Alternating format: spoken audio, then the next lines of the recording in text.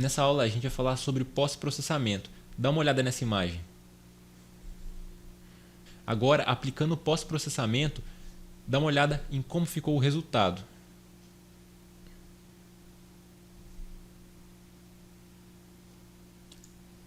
Bom, esse jogo que eu estou te mostrando aqui agora é o jogo chamado Frisbee for Fun, que é um jogo que vai lançar agora no mês de novembro de 2020 na Steam. Bom, a primeira coisa que você precisa fazer é instalar, adicionar o package, tá, do Post Processing V2. Então vamos lá. Você vai vir aqui em Windows Janela, Package Manager e você vai colocar em Unit Registry e Advanced Show Preview Packages. Então ele vai te mostrar todos os packages e você vai selecionar o Post Processing. Aqui a gente pode ver, ó, The Post Processing Stack V2. É isso que a gente vai utilizar aqui nessa aula e no seu jogo. Então você vai instalar, tá? Vai pedir para instalar, você instala ele. Depois disso é só você adicionar aqui na sua câmera, tá, o componente chamado Post Process Layer. Então a câmera vai ficar com esse componente, com o layer. Você vai selecionar qual que é o layer referente ao pós-processamento. Aqui é bom a gente deixar um layer fixo somente para o pós-processamento. Ele não precisa se aderir a todos os layers. Então eu coloquei aqui no transparente FX, sem problemas. E o que você precisa fazer agora para fazer funcionar o pós-processamento na sua cena é adicionar um novo objeto.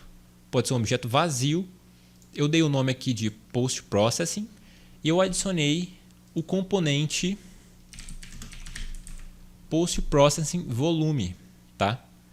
Depois disso ele vai te permitir alterar aqui algumas coisas do pós-processamento.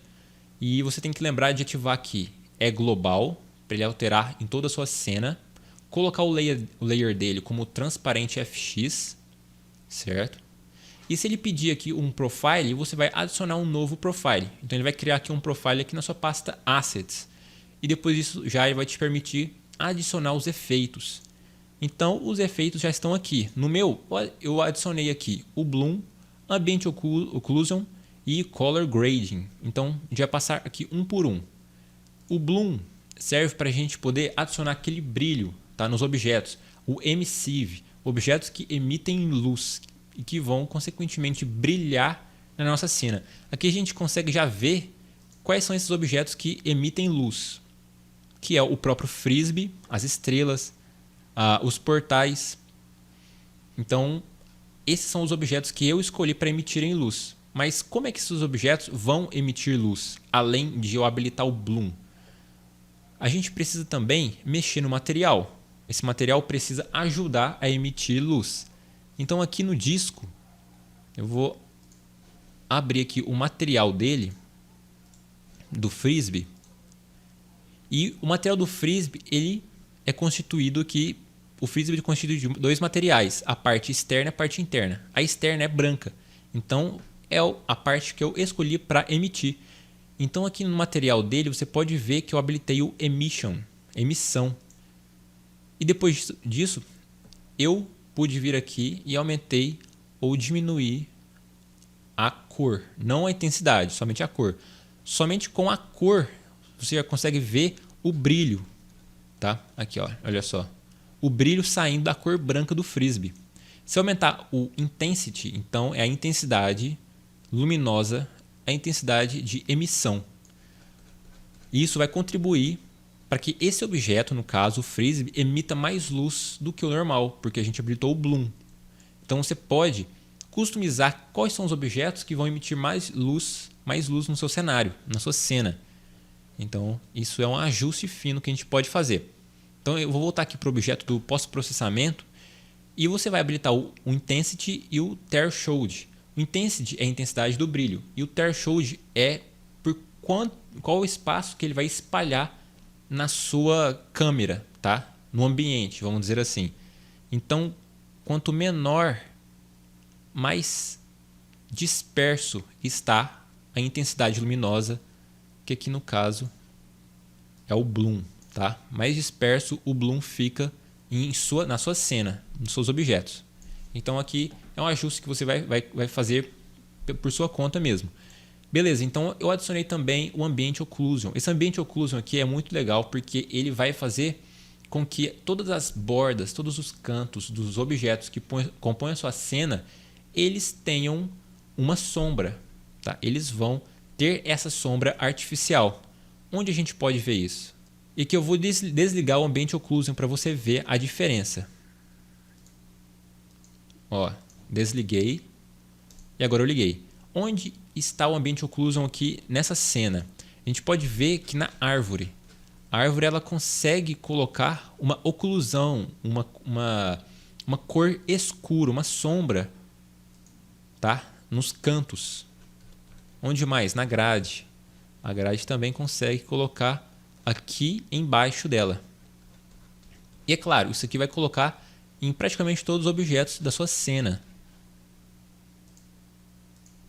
Se você aumentar a intensidade, logo todos os objetos terão uma sombra muito mais forte, tá? Vinda de cada aresta desse objeto. Aqui tem o radius e tem a intensidade. Agora a gente pode ver, ó, o quão forte pode ser essa intensidade de sombra artificial nos objetos, tá? Então aqui você pode ajustar, fazer um ajuste fino aqui da forma que você queira. E é claro, o Color Grading. Color Grading é muito interessante porque você pode alterar o esquema de cores, a paleta de cores da sua cena. Você pode tender a sua cena a ter uma paleta de cores mais azulada, a tender mais para o azul, por exemplo. Então, o que você pode fazer também é a saturação. Você pode aumentar a saturação, ou seja, as cores vão ficar muito mais vivas, mas elas vão ficar também muito mais fortes para o olho mesmo do jogador. Tem a saturação. Normalmente a saturação que eu coloco nos meus jogos vai de 0 a 20, mais ou menos, 25. Contraste da sua cena. Então aqui você consegue fazer uma paleta de cores como se fosse uma gravação de um filme. Então você tem uma imagem de filme aqui no seu jogo. E você pode mexer aqui da forma que você achar melhor, certo? Color Grading. Existem outros. Esse Vignette, isso aqui é para fazer a sombra ao redor da imagem da câmera. Aqui, como o ambiente está muito escuro, você não vai conseguir enxergar. Mas a gente consegue enxergar aqui na aba Cena. Como é essa visão com esse pós-processamento aqui. Você pode ajustar também a intensidade e o smoothness, que é para suavizar as bordas, não deixar esse preto ficar muito aparente. Então aqui é o pós-processamento. Você vai mexer da forma que você achar melhor, você vai adicionar ele no seu objeto, na sua cena, e ele vai se estender a todos os objetos. Na verdade, é na renderização da câmera, tá? Então, tudo que a câmera está renderizando vai ser influenciado pelo pós-processamento. Existem outros pós-processamentos. O Grain, que vai adicionar o ruído, que é uma adição de informação para a sua cena. Se a sua cena não tem muita informação, por exemplo, não tem muitas texturas, o ambiente tem materiais de cor sólida, como se fosse aqui esse meu jogo, são cores mais sólidas. Se você adicionar o Grain, ele vai adicionar um ruído na sua cena, que é a informação. Informação, que tipo de informação? Ele vai preencher sua cena, olha só, com o ruído. Isso aqui é muito legal, muito interessante também de você poder adicionar nos seus jogos, mas depende muito da proposta do seu jogo.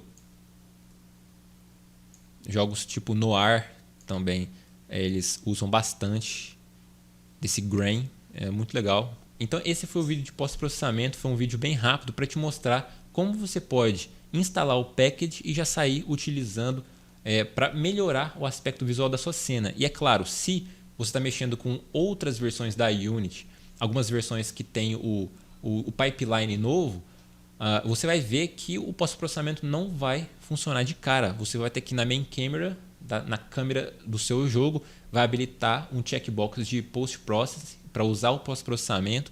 Você precisa também adicionar o pipeline. Então é só alguns ajustezinhos que você vai precisar de fazer para o pós-processamento funcionar. É claro que existe o outro pós-processamento mais novo dos novos pipelines, que é o volume. Só que esse aqui é um pós-processamento muito mais fácil de você entender e adicionar na sua cena. E você já pode começar a utilizar esse pós-processamento. E a versão da Unity aqui, que eu estou utilizando é 2019.4. Então é a versão, se eu não me engano, a LTS, Long Term Support, tá? Que ela está lá para ser baixada, ela deve estar já na ponto 14.15, a 2019.4.15, né? E você já pode também utilizar essa versão da LTS, que ela é mais estável, e você vai conseguir utilizar o pós-processamento da forma que eu fiz aqui, sem problema algum. Então, eu te vejo numa próxima aula. Até mais.